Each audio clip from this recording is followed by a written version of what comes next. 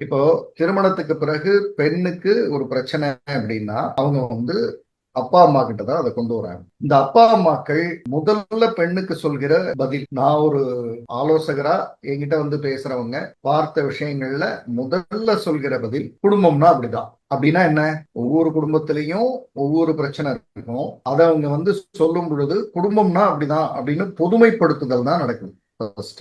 அடுத்தது, அவங்க இன்னும் கொஞ்சம் வந்த பெண் வந்து இன்னும் இல்ல, நீங்க நினைக்கிற மாதிரி இல்ல, இந்த வீட்டுல இப்படி நடக்குது, என்ன போட்டு இப்படி எல்லாம் டார்ச்சர் பண்றாங்க அப்படின்னு சொல்லும் பொழுது அந்த பொதுமைப்படுத்துதலுக்கு அடுத்ததா ஒரு உளவியல் தாக்குதல் ஒண்ணு வருது. அது என்னன்னா, அனுசரிச்சுப்போ, என் வீட்டுல நான் சந்திக்காத அம்மா, பெரும்பாலான அம்மாக்கள் என்ன பேசுறாங்க, உங்க அப்பா கிட்ட நான் சந்திக்காததா, என்னோட மாமியார் என்ன படுத்துனதெல்லாம் யோசிச்சா இது ஒண்ணுமே இல்லை. அதாவது கடந்த கால கொடுமைகளுக்கு இந்த கால கொடுமைகள் பரவாயில்லன்னு சொல்கிற பெற்றோர்கள் தான் இன்னைக்கு இருக்கோம். இப்படி ஒரு கொடுமை நடக்க கூடாதுன்றதோ அல்லது இது தவறு அப்படின்னு என்றதோ இல்லை.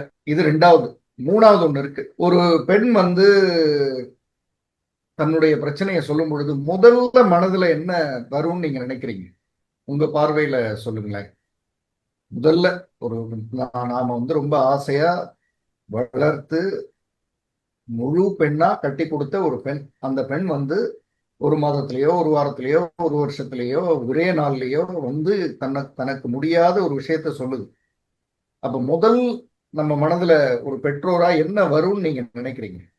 உங்க பார்வை, சாரோட பார்வை கேட்கிறேன். இது அந்த பொண்ணே சொல்லியிருக்கு. எவ்வளவு சொன்னாலும் புரிஞ்சிக்க மாட்டேங்கிறீங்க, சகிச்சுக்கிட்டு போ, அனுசரிச்சு போ அப்படின்னு தான் சொல்றாங்க அப்படின்னு. ஆஹ், அந்த வார்த்தையை நம்ம முதல்ல பேசிட்டோம்.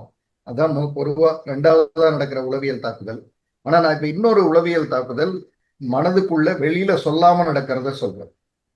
ஒரு பெண் வந்து தன்னுடைய வீட்டுல வந்து அப்பா அம்மா வீட்டுல வந்து இந்த மாதிரி ஒரு பிரச்சனை அப்படின்னு சொன்னா, அது என்ன பிரச்சனையா வேணா இருக்கட்டும், முதல்ல பேரண்ட்ஸுக்கு மனதுல வர்றது, இந்த சொசைட்டிக்கு முன்னால நாம என்ன ஆவோம், ஊர் என்ன பேசும், சொந்தக்காரங்க என்ன பேசுவாங்க, ஊர் என்ன பேசும், சமுதாயத்துக்கு முன்னாடி நம்ம மரியாதை எப்படி குறைஞ்சு போயிடும்.